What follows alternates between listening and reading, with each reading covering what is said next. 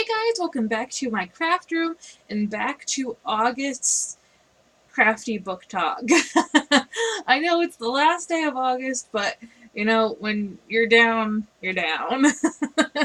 But this month's book is The Four Agreements by Miguel Ruiz. I hope I'm saying that wrong. Right, not wrong. Probably am wrong, but so this is a practical guide to personal freedom. To start off with, there are a few things that I did not agree with. Just reading through, there were just comments and suggestions that weren't quite what I thought were correct, so I just kind of went past them, didn't really pay much attention to them, because, this is actually something that's always been on my mind, like, why do I do this? And that is because, at least stated in the book, it's the only way to store information is by agreement. And I thought that was so interesting, because a lot of the times I do not remember, well, a lot, essentially. I don't remember a lot. And I realized that I do a lot of remembering if I do agree with it. So I'm going to kind of catch myself with that from now on and see, what my brain is up to and whatnot. A lot of the book is kind of his journey, kind of his thoughts on different things of life, and like how other people have taught him this, and like how different tribes and religions, and so a lot of it didn't really pertain to me, but I could see how it would actually really be interesting to someone else. I think that a lot of the time, these kinds of books that you pick up, you will find something new to learn every time you pick it up. I kind of feel like that with a lot of books. Like, you pick it up because it's the timing, and like if you keep seeing a book coming into your life, I think it's time for you to read it, because it must have something you need to hear if it just keeps popping up in your life. So a lot of what is said in here about the Four Agreements I do agree on. It's kind of interesting that a lot of these things I've already thought ahead of time, but I never really connected what they were supposed to mean. So this kind of clarified things a little bit, I think. So one of the things it talks about is overall your life is kind of a dream. You're kind of in a fog, or you're looking in a mirror, looking through a mirror rather than, yeah. So everything's kind of skewed, which of course, because light is, okay, I'm not going to go on sciencey, but reading through the book, that's where my mind went. I was like, yes, that makes sense, because, this and this and this, and science. Science. So one of the things that you have to do is kind of get out of that mold, essentially, or the fog. And I think reading these kinds of books kind of helps with that. But of course, the easier way is to just keep going through the fog. So a lot of people are just going to keep going through the fog. So, it's kind of up to them. That's one of the things I've been, like, trying to learn, is, like, I do not control other people. I control myself. So, I'll say what I want to say, but it's not going to change them. So, hopefully something kind of goes into their brain and they learn something from what I say, but I'm not going to be able to, make the whole world suddenly wake up and be like, oh my gosh, I never realized. So, okay, anyways, we're getting way off topic, which is why I had to postpone this video, because I knew I was going to talk too much. And like my jaw already starts hurting, so I lost my place. Okay, so a few things that they talk about even before they get into the agreements. Like I'm pretty, I'm okay with it. One of the things is you have to break the beliefs that you have been taught before you can actually see. Because a lot of the times, well, I know I do, I just believe things because it was just so much easier for me to be like, okay, I can see that. So I really had to like retrain my brain to be able to kind of see what was best for me, what was actually going on, and I'm still doing that. It is a process. Oh my word. So a lot of the times you may be seeing projects and crafting items,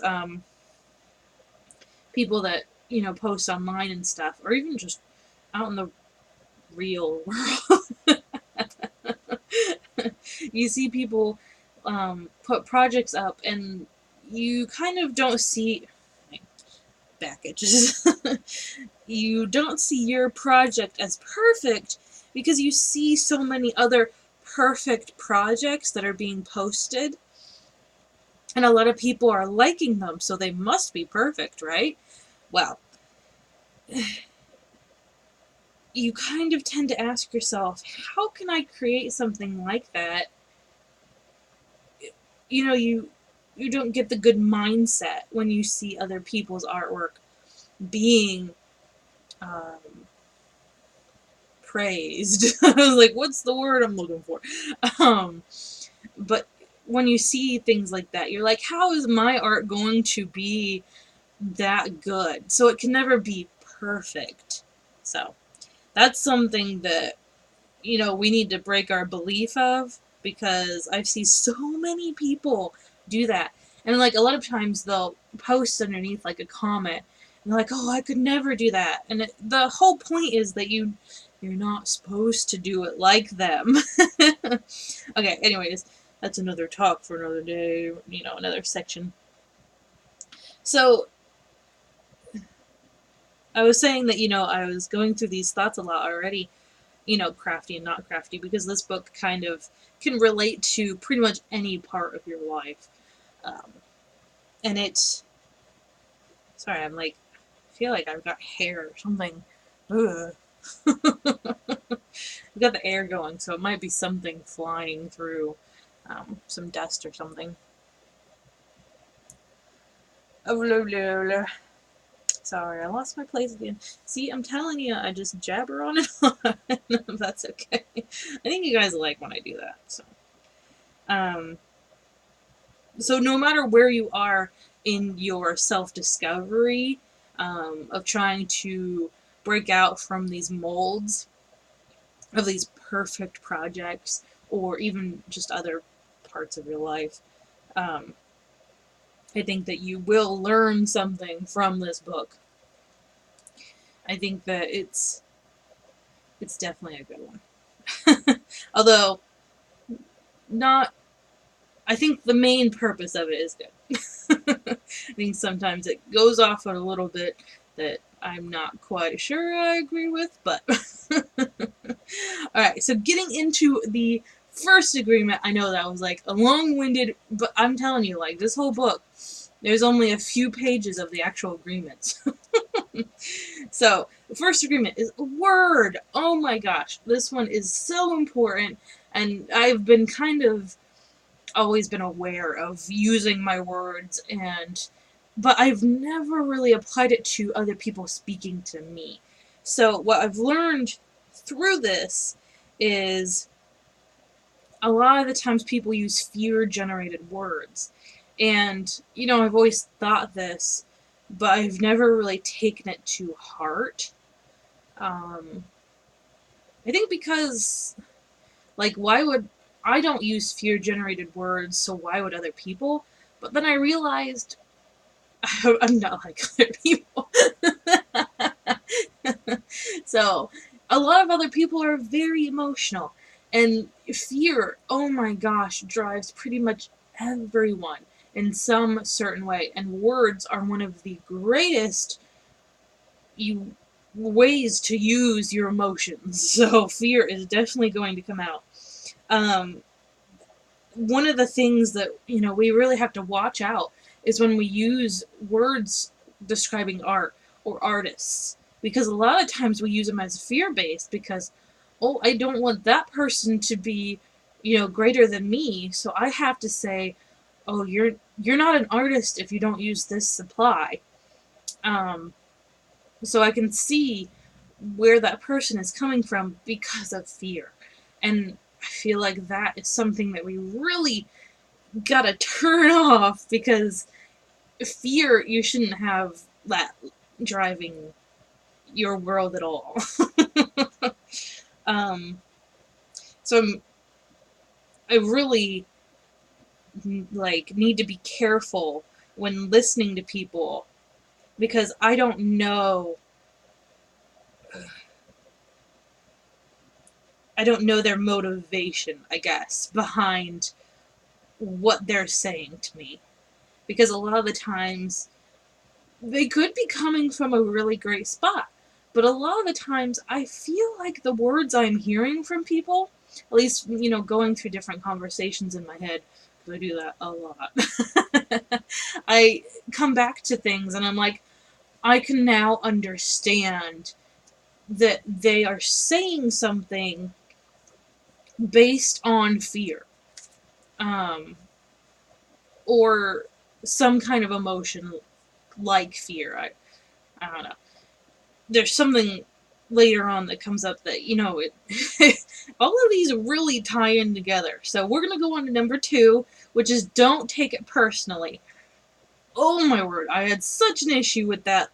Most of this is like way back before, I think it was before, well, I gotta say probably a little after graduation is when I started to kind of realize things. So I'm still learning. I'm still on a journey. It's gonna take me forever because there's so much stuff to get through. Because life, life is life. They're always gonna hand you something to deal with. It's life. So I have to say, I really agree with this one because I used to take things personally all the time. Oh my word. But people are using their words to project their self-abuse or their fear. They're trying to, it's essentially a cry for help. Um, but they're not really wanting help. I don't know. It's kind of an interesting dialogue in this section of the book that I couldn't really find too much to do with crafting, except, don't take it personally. If someone says, you're not an artist because you used, well, I don't know. I always suck at these kinds of metaphors and whatnot. You're not an artist because you use rickrack. Oh my word, okay. So where are you coming from this? I know I love rickrack, so that's your opinion. That's not mine. So don't take it personally. Okay? You don't like rickrack. I do. I know that I am an artist, even if I use rickrack. So there you go. Hopefully that kind of gives you a little crafty nod. Okay, so the third one, assumptions. It is always better to ask questions than make assumptions. Oh my gosh. I am a huge...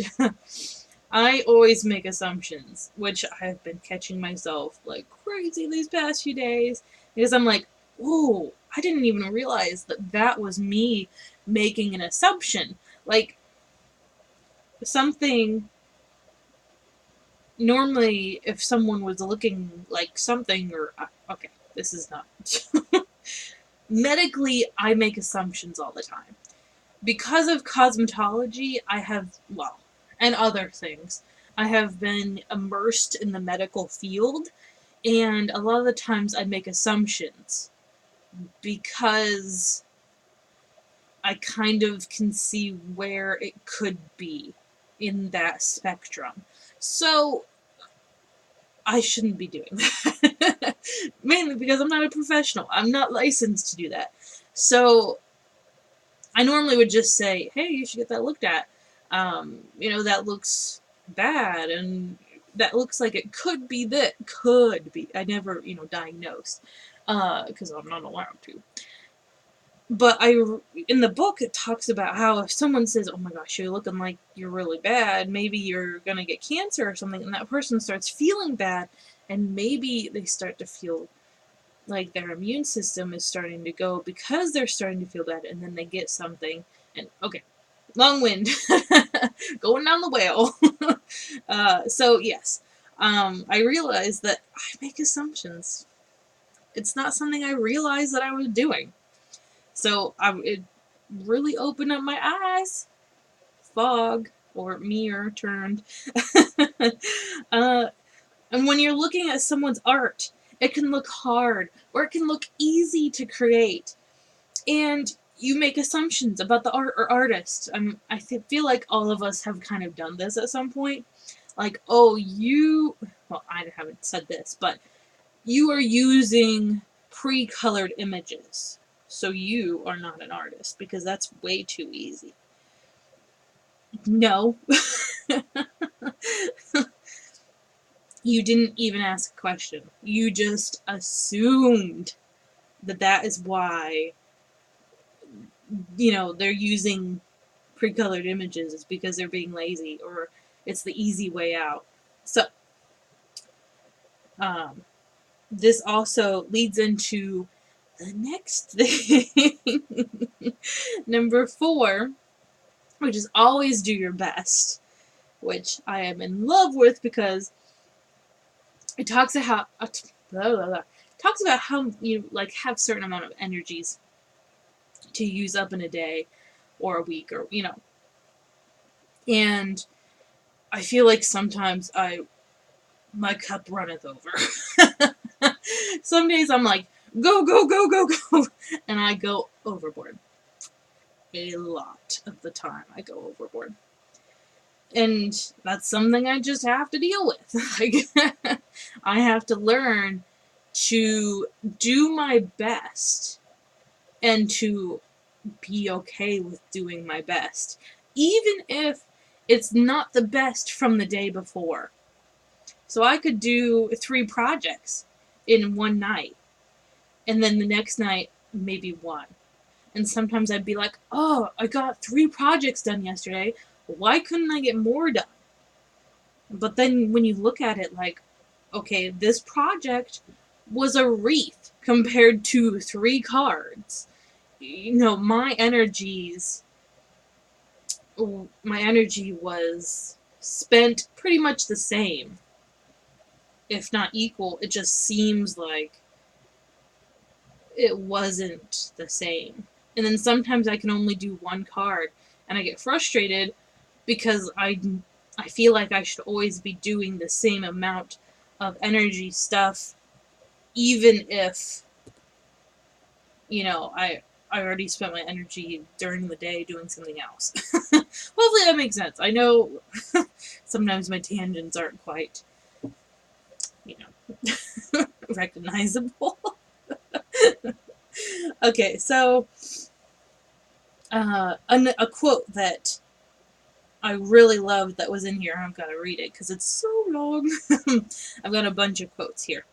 So, you are not here to sacrifice your life. You are here to live, to be happy, and to love. And I think most of my life I've been used to used to sacrificing because that's what I thought I had to be doing. But it makes so much more sense that we are here to live, be happy, and to love. Because that's what it's what the Bible says. It doesn't say we are here to sacrifice, because this ultimate sacrifice has already been made. So that's something that really hit home. And then, you can't, your best will change all the time. So, always do your best. Okay, another quote that came up.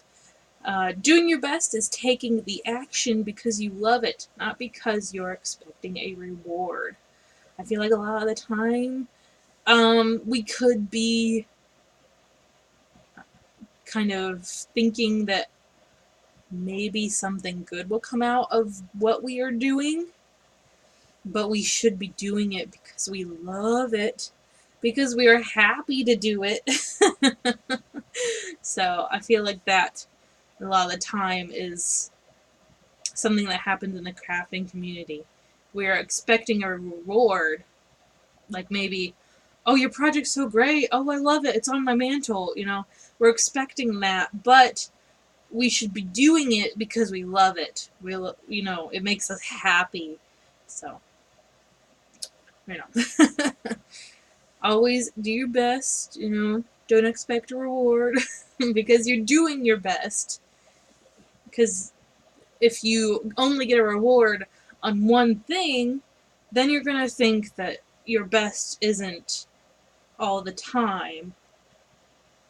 It's going to kind of give you a skewed mindset. So, and also it ties in with the don't take it personally and also the word, because not everyone's going to give reward or praise to what they receive, because they could be fear driven and there could be like, well, I could never make that, so oh, great try, great try on making whatever that is. Yeah, I've seen that and heard that before. So, overall, it was a fast read, oh my word. And, I don't even know if it was just the drugs.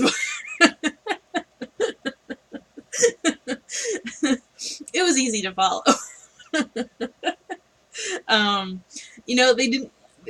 There wasn't really any challenges, because they really explained really well. So it was really easy to follow. And I guess it's one last little thing, and then it has two different, it's a branch. We stop ourselves from being free because we are afraid. Because we don't want to be different. We don't want to... We want that praise. We're too ingrained into this culture of self-abuse and projecting it. That's the word I was going to say, emanate. And I was like, what's a different word? So don't put a structure on art or crafting or creating or anything you love. Just be free. Don't let anybody tell you, I know, I'm telling you right now, kind of doesn't really work, but be free to do what you want to do. Even if it's doing everything different in this video. You do you. Even if it's not this. Alright guys, I hope you enjoyed it. I hope I explained pretty well what my thoughts and all of those little things that come into my brain, especially on drugs. I am doing very well. Thank you guys all for your sweet, kind words and, checking that I was okay. Yes, I'm okay. It took a little bit of healing to get the swelling down. It's still a little bit there, but not much. I have to go and get my stitches out in a week. A little under a week. So, yeah. Exciting. So thank you guys so much for watching. I hope you are having a crazy, good crazy, not bad crazy. And I'll see you in the next video. Bye, guys.